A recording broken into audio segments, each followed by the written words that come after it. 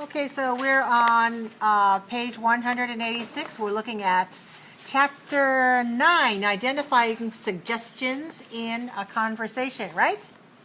Okay, on the right side of this page, we have a language focus box. And this language focus box is called Making Suggestions. Making suggestions. Sometimes we need to make suggestions to redirect children to other activities. Do you know what it means to direct activities? You direct somebody's attention to an activity, and if you say redirect, that means you change their direction from this way to that way. Because children sometimes want to do one thing, but you want to change that and do another thing. For example, if you think the children are watching television and they've been watching for a long time, you think they're watching too much TV, or they're on the computer playing for too long, and you want them to get off. Are they going to say, oh yeah, sure? Or no, they're not, right? They're going to say, no, but I haven't finished playing the game. Or, no, I want to keep watching. Or they'll just sit there and watch. And they won't give you any kind of reaction, a verbal reaction. So you can make suggestions about what to do instead of watching television, what to do instead of staying on the computer. So these are activities, you call it redirecting, changing their direction from this activity to that activity. That's called redirecting. Let's say that, redirecting. All right, so let's hear you say suggestions. Suggestions. Suggestions. 3 syllables, stress the second. Suggestions. Sometimes we need to make suggestions to redirect children to other activities. There are several ways to make suggestions. We or you plus could and a verb. For example, we could read a book. We could read a book. If you use we, of course, that includes you and the child. That means together. So you could say that to a child who is young enough to sit with you while you read a book together. Right? You could use we when you want to do the activity together. You can also make this kind of suggestion. We could turn off the TV and have a snack. Let me hear you say TV. Stress the second of the 2 letters. When you have letters together as an abbreviation for a long word like television, we put the stress on the last letter. We say TV. We could turn off the TV and have a snack. Okay, watch me, and I'm going to show you where the stress is, and I want you to move your body the same way. We could turn off the TV and have a snack.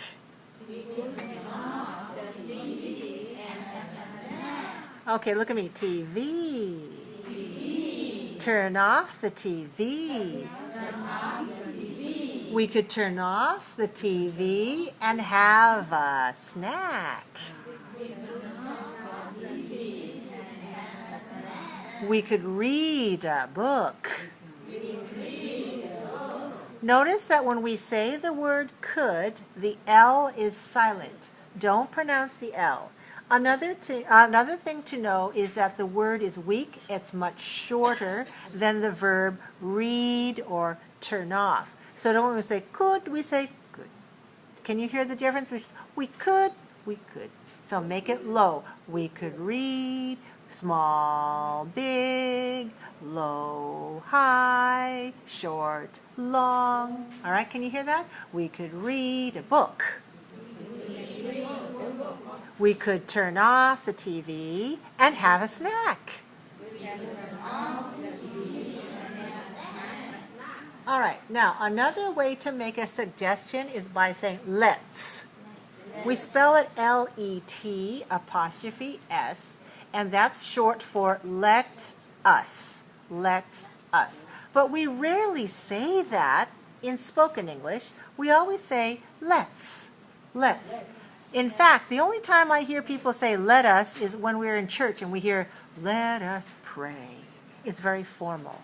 But normally in conversation we say let's. Let's read a book. That has the same idea as we could read a book, but it's another way to make a suggestion. Let's read a book. Let's read a book.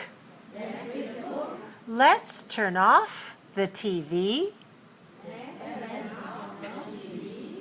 and do a puzzle. You know puzzle, right? You put the pieces together to make a picture. Let's do a puzzle. Let's turn off the TV and do a puzzle. All right, now here's a third way to make a suggestion. We can say, why don't we? And then we add the verb. We can say, why don't we, if you want to include yourself. You can say, why don't you, if you just want to tell your child to do it. But if we do it together, we say, why don't we read a book together? Why don't we read a book together? Why don't we read a book together? So that's a suggestion. That's not the same as why question. When you ask why with high intonation, then we want to know a reason. So if I say, like children, Mommy, why is the sky blue? Why do you have 5 fingers? Then we ask the question, why is high? But this word is not why, this word is why. Can you hear the difference in the tone?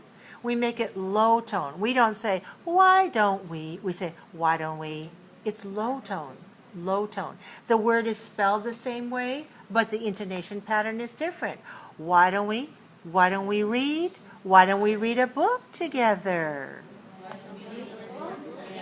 Very nice. The same thing we can do with we or you. Why don't you turn off the TV and come and have a snack?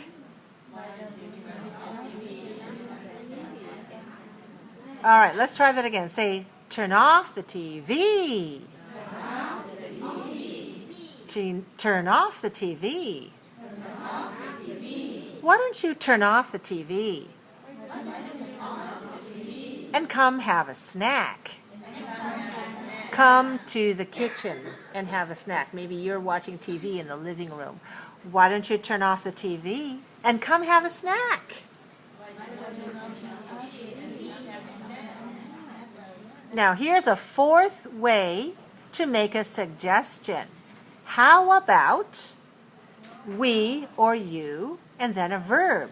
For example, how about we read a book? How about we read a book? How about we read a book? How about you turn off the TV and come have a snack?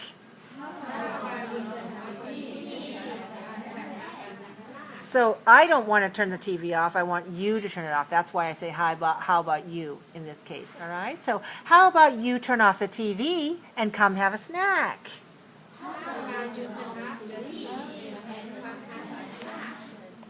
All right, good. Now in activity 13, we have identifying suggestions in a conversation. Now the 2 children are pretend fighting. And they're both having a lot of fun, but you can see that someone will get hurt if they continue. So you have to stop the kids from fighting. And we have Maria and Jeff and Rita. So Maria says to her children, I'm worried that someone will get hurt if you two keep playing rough like that. Play rough. To play rough means to play like you're fighting, and it's very rough, not gentle. and you might hurt each other, hitting and moving and batting each other about. So we don't want you to get hurt, okay? To play rough. Don't play rough. You might get hurt. That's what I'm afraid of. I'm worried that someone will get hurt if you two keep playing rough like that. So what does Jeff say? But Mom, we're having fun. And what does Mom say? You could read a book. Is that a suggestion? Yes, so you want to underline that. You could read a book. When you say you could read a book, does that mean one or more? One person or more? It could be one person because in English, you can be singular and you can be plural. So you could read a book means by yourself, you could read a book and your sister could read a book or your brother could read a book. Or it can mean you could read a book together, but probably not together if you're fighting, and I want you to stop fighting. But it's possible. So in English, when you use the word you, it's not clear exactly if it's one person or more because it's the same word. Now Rita answers, but I don't want to read a book right now. I don't want to read right now. I already did my homework. You know, like she's complaining. So homework and reading, she's thinking those two things are equal. And she says, I already did my homework and now you want me to read? I don't want to read now. What does Maria suggest? She says, why don't we go outside? Why don't we go outside? Why don't we go outside? So that's a suggestion. You don't want to read. That's doing something kind of quiet. Let's go outside and play. And then Rita said, but there's nothing to do. Do you ever hear your children say that? They say that there's nothing to do. They're not very creative because they only have one thing in mind and they don't allow another idea. So this is where you have to persuade them that there are other interesting things that they can do. So Maria doesn't give up. She's still very patient and she gives another suggestion. She says, how about playing baseball at the park? How about playing baseball at the park? That's a suggestion, right? Yes. I could pitch to you guys. I could pitch. That means I could throw the ball and you guys could bat. I could pitch to you guys. So that's another suggestion. When you play baseball, one of the things to do is pitch and the batter holds the bat and the batter bats the ball. Why don't we see who's at the park? You know, when you go to the park, maybe you'll find your friends there. Maybe your classmates or your other friends will be at the park and we can play together. Let's see. So why don't we see who's at the park? Why don't we see who's at the park? So finally Jeff agrees. What does he say? Okay, let's go to the park.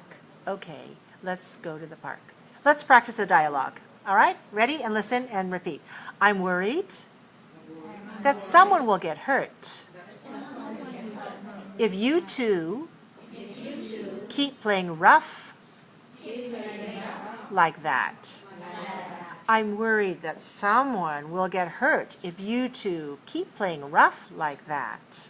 I'm worried that someone will get hurt if you keep playing rough like that. But Mom, we're having fun.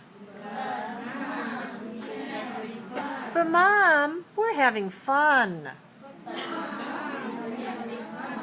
You could read a book.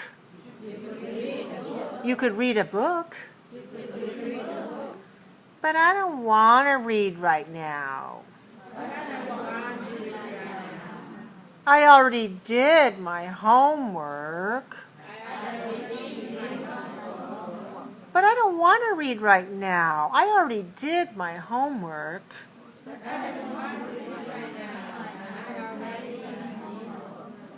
Why don't we go outside?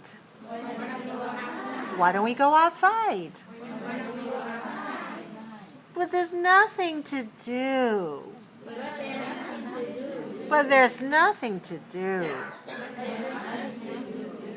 How about playing baseball at the park? I could pitch to you guys. How about playing baseball at the park? I could pitch to you guys.